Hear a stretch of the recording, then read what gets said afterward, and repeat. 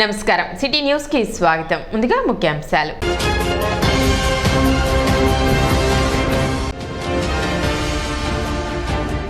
Tenali railway station తనిఖీ చేసిన కేంద్ర రైల్వే బృందం.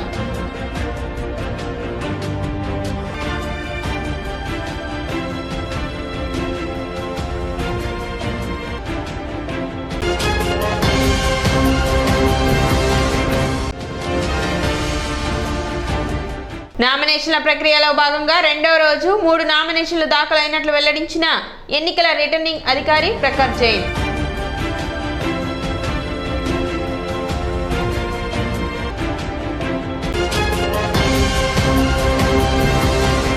ఓటు హక్కు కలిగిన ప్రతి ఒక్కరూ రానున్న ఎన్నికల్లో తమ ఓటును వినియోగించుకోవాలని మున్సిపల్ కమిషనర్ బండి శేషన్న విజ్ఞప్తి చేశారు. స్వీప్ కార్యక్రమాలలో భాగంగా ఎన్నికల కమిషన్ ఆదేశాల మేరకు ప్రభుత్వ కార్యాలయాల్లో ఓటు హక్కుపై అవగాహన కార్యక్రమం చేపట్టారు. ఇందులో భాగంగా పురపాలక సంఘ ఆధ్వర్యంలో తెనాలి మున్సిపల్ కార్యాలయం ఎదుట అధికారులు సిబ్బంది మే 13న ఓటు వేద్దాం ఆకారంలో కూర్చొని ఓటు హక్కు వినియోగంపై అవగాహన కల్పించారు. ఈ సందర్భంగా కమిషనర్ శేషన్న మాట్లాడుతూ ఓటు అనేది రాజ్యాంగం కల్పించిన హక్కు అని దానిని ప్రతి ఒక్కరూ బాధ్యతగా వినియోగించుకోవాలన్నారు. రానున్న ఎన్నికల్లో తప్పనిసరిగా ఓటు హక్కు కలిగిన ప్రతి ఒక్కరూ ఓటు హక్కును వినియోగించుకోవాలని సూచించారు. కార్యక్రమంలో పురపాలక సంఘ అధికారులు సిబ్బంది పాల్గొన్నారు.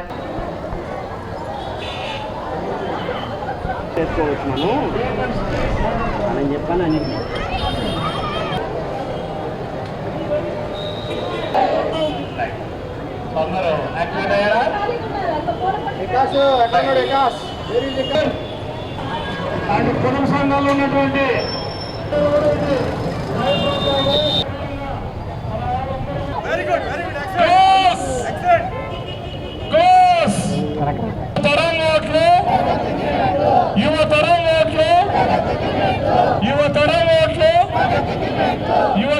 మున్సిపల్ వర్కర్స్ అండి, sanitary workers, engineering workers, secretaries, ANMs, ఇలా అలాగే సామాన్య ప్రజానీకం అందరం కూడా కలిసి ఓటు వేద్దాం మే 13వ తారీఖున అనేటువంటి అక్షరాలను రోడ్డుపైన రాసి ఆ అక్షరాల ప్రకారంగా ఇన్ని వందల మందిని అక్కడ ఉంచబెట్టి ప్రజలకు అవగాహన కల్పించాలనేసి, అవగాహనతో ఉండాలనేసి కార్యక్రమాన్ని ఏర్పాటు చేయడమైంది.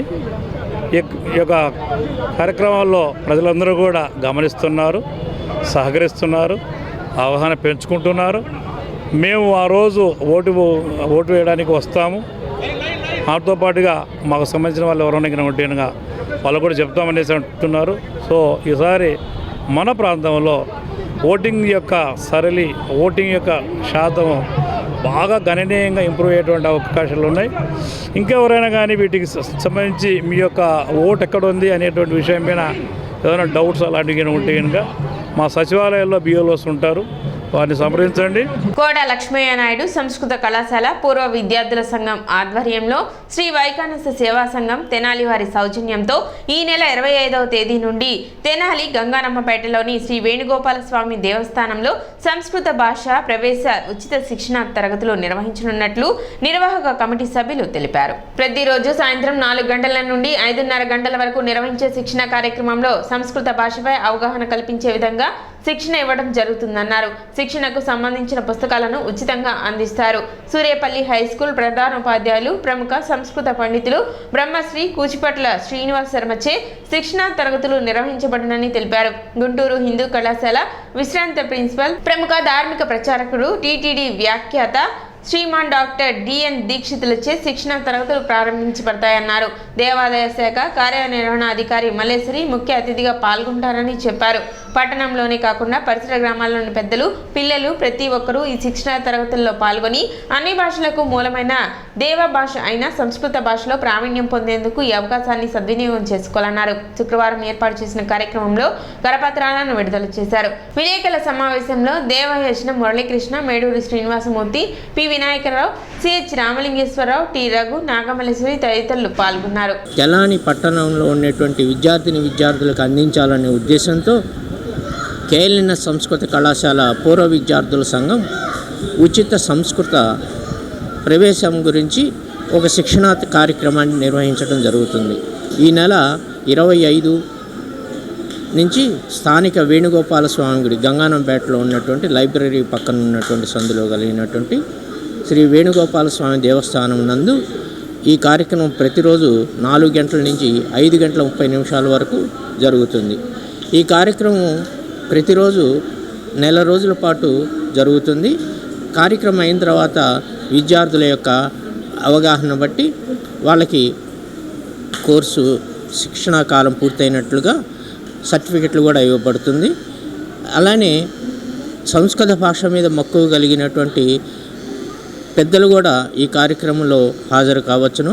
కాబట్టి ఈ అవకాశాన్ని పట్టణంలో ఉన్నటువంటి తెనాలి పట్టణ పరిసర గ్రామాల్లో ఉన్నటువంటి వాళ్ళు కానీ ఉపయోగించుకొని ఈ శిక్షణా కార్యక్రమాలని విజయవంతం చేయవలసిందిగా కోరుతున్నాం. తెనాలి గంగానంపేట 8 పక్కన ఉన్నటువంటి KLN సంస్కృత కళాశాల పూర్వ విద్యార్థుల ఆధ్వర్యంలో సంస్కృత భాష ప్రవేశ ఉచిత శిక్షణా తరగతి నిర్వహిస్తున్నాం. ఈ నెల 25 నుంచి 1 నెల రోజుల పాటు పాఠశాల విద్యార్థులు కానీ పెద్దలందరూ కూడా దీనికి హాజరు కావచ్చు. ఈ కార్యక్రమం ప్రతిరోజు సాయంత్రం 4 గంటల నుంచి 5 గంటలకు జరుగుతుంది. అన్ని భాషలకు మూలం సంస్కృతం. ఆ సంస్కృత భాష మృత భాష అయిపోయింది.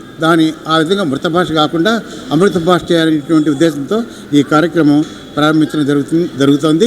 రెండవ భద్రాద్రిగా పేరుగాంచిన తెనాలి పట్టణంలో శ్రీరామనవమి వేడుకలు అంగరంగ వైభవంగా నిర్వహించుకోవడం సంతోషకరమని జనసేన PSC చైర్మన్, తెనాలి నియోజకవర్గ NDA కూటమి ఎమ్మెల్యే అభ్యర్థి నాదెండ్ల మనోహర్ పేర్కొన్నారు. స్థానిక నెహ్రూ రోడ్లోని శ్రీ సీతారామ దేవస్థానంలో శ్రీరామనవమి వేడుకలను పురస్కరించుకొని శుక్రవారం భక్తులకు అన్నప్రసాద వితరణ కార్యక్రమం నిర్వహించారు. ఈ సందర్భంగా మనోహర్ స్వామివారిని దర్శించుకొని ప్రత్యేక పూజలు జరిపారు. అర్చకులు ఆశీర్వచనం చేయగా దేవస్థానం కమిటీ సభ్యులు శాలువాతో సత్కరించి స్వామి ప్రసాదాన్ని అందజేశారు. అనంతరం మనోహర్ అన్నప్రసాద కార్యక్రమాన్ని ప్రారంభించి భక్తులకి స్వయంగా భోజనం వడ్డించారు. ఈ సందర్భంగా మనోహర్ మాట్లాడుతూ ఎంతో ప్రసిద్ధి చెందిన సీతారామస్వామి దేవస్థానంలో జరుగుతున్న శ్రీరామనవమి వేడుకలలో పాల్గొనడం తన అదృష్టంగా భావిస్తున్నానని, మన సంస్కృతి సాంప్రదాయాలు పెంపొందించేలా శ్రీరామనవమి వేడుకలు నిర్వహిస్తున్న నిర్వాహకులను అభినందించారు. ఈరోజు తెనాలి రాజకపేటలోని సీతారామస్వామి దేవాలయంలో భక్తులందరికీ కూడా అన్నదాన కార్యక్రమం ఏర్పాటు చేయడం, అందులో మేము అందరం కూడా పాల్గొనడం నిజంగా అదృష్టంగా భావిస్తున్నాం. ఎంతో గొప్ప చరిత్ర కలిగిన దేవాలయం. సుమారు 90 సంవత్సరాల నుంచి ఇక్కడ ప్రతి ఒక్కరికి భక్తులందరూ కూడా ఆలోచించుకునే విధంగా చక్కటి పూజా కార్యక్రమాలు చేయడమే కాకుండా 30 సంవత్సరాల నుంచి అన్నదాన కార్యక్రమం ఈ విధంగా అందరికీ ఒక ఉత్సాహాన్ని నింపే విధంగా, అందరూ పాల్గొనే విధంగా చేస్తున్న కార్యక్రమాన్ని మన ట్రస్ట్ కమిటీ సభ్యులందరినీ కూడా నేను మనస్ఫూర్తిగా అభినందిస్తున్నాను.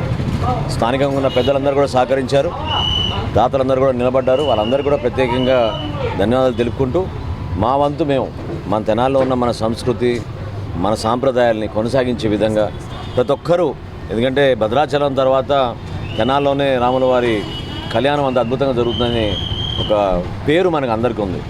ఆ విధంగా మనం కార్యక్రమాలు చేసుకుంటూ వెళ్తే ఈ ప్రాంతానికి మరొకసారి వైభవం తీసుకొచ్చే విధంగా మేము అందరం కూడా సహకరిస్తామని ఈ సందర్భంగా తెలుపుకుంటూ, గత 27 సంవత్సరాలుగా అన్నదాన కార్యక్రమం కూడా చేసుకుంటూ వస్తున్నాము. ఆ కార్యక్రమానికి మాకు సహకరిస్తున్న అందరికీ కూడా పేరు పేరున ధన్యవాదాలు.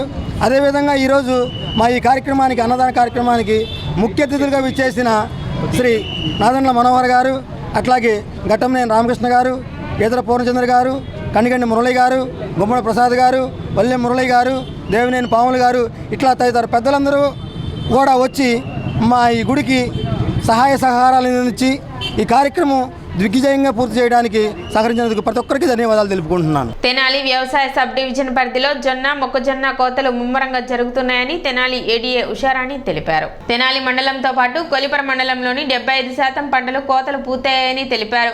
జొన్న 1900 నుండి 2200 వరకు, మొక్కజొన్న 2200 వరకు ధర పలుకుతున్నట్లు ఆమె చెప్పారు. ధర ఆశాజనకంగా ఉన్నప్పటికీ ఎన్నికల కారణంగా నగదు విషయంలో ఉన్న నిబంధనల వలన కొనుగోలు, అమ్మకాలు మందకోడిగా సాగుతున్నట్లు తెలిపారు.